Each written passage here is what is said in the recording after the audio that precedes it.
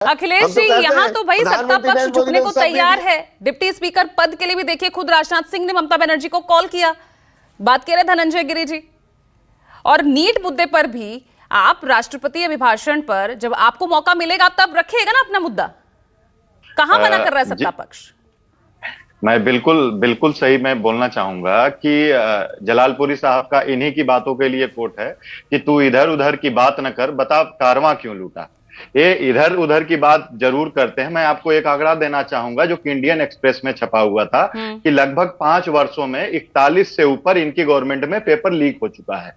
और यह सिर्फ नीट का ही मसला नहीं है, लगभग यूजीसी नेट का मसला है, चाहे वह नेट जेआरएफ का हो, चाहे सीएसआईआर नेट का हो, चाहे यूपीएसआई का हो, यूपी पुलिस का हो, हरियाणा के हो पेपर्स। लगभग व्यापम का जो घोटाला मध्य प्रदेश में हुआ था इन्हीं की गवर्नमेंट में, उसकी एक सीरीज है। मैं आपको बताना चाहूंगा कि ऐसे बहुत से चंक्स हैं, जैसे इलाहाबाद हुआ, पटना हुआ, दिल्ली हुआ, वहां पर रह करके जो छात्र तैयारी कर रहे हैं, घर से पैसे नहीं है, घर से अनाज लेकर के कमरों में रह रहे हैं, यदि पता चले कि पैसे नहीं मैनेज हो पा रहे तो कोई सीनियर अधिकारी बन गया या कुछ कर गया है तो वह इनकी मदद कर रहे हैं, तो वैसे पढ़ाई कर रहे हैं। और यह जो पेपर लीक है यह सिर्फ एज ए पेपर लीक और इनकी तरह बयान दे देने से नहीं खत्म हो सकता।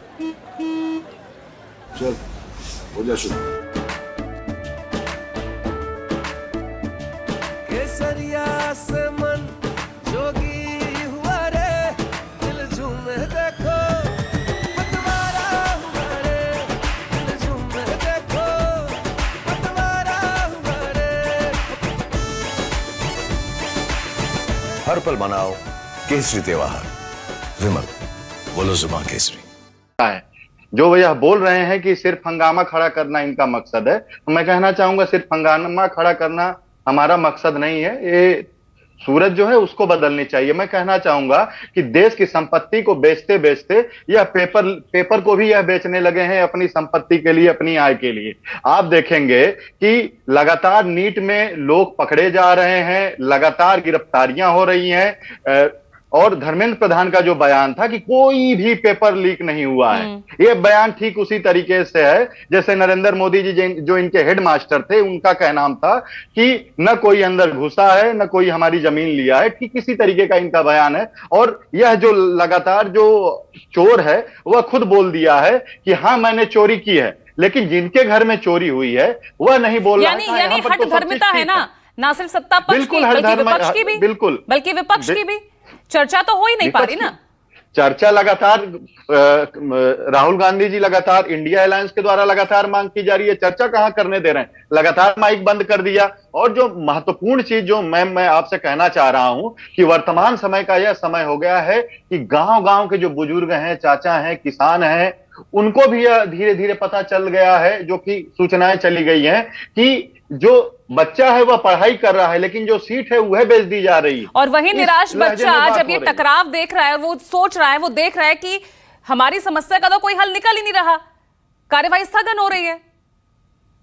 मैडम सत्ता में है, सारी चीजें इनके साथ है, लगातार विरोध प्रदर्शन हो रहा है, आंदोलन हो रहा है, सारी चीजें हो रही हैं, जंतर मंतर पर विरोध हो रहा है, लाठियां भाजी जा रही हैं। और जब सदन में बात की जा रही है तो उसको लगातार ओम बिरला जी के द्वारा और राज्यसभा में जगदीप धनखड़ जी के द्वारा आप देखेंगे कि कभी माइक म्यूट, कभी चर्चा न करने देना। और मैं फिर से कहूंगा पीएम की चुप्पी भी यह दिखाती है कि यह जो माल है, जो पैसा है, वह पीएम नरेंद्र मोदी तक पहुंचा हुआ है। बोलिए, रिस्पॉन्ड कीजिए।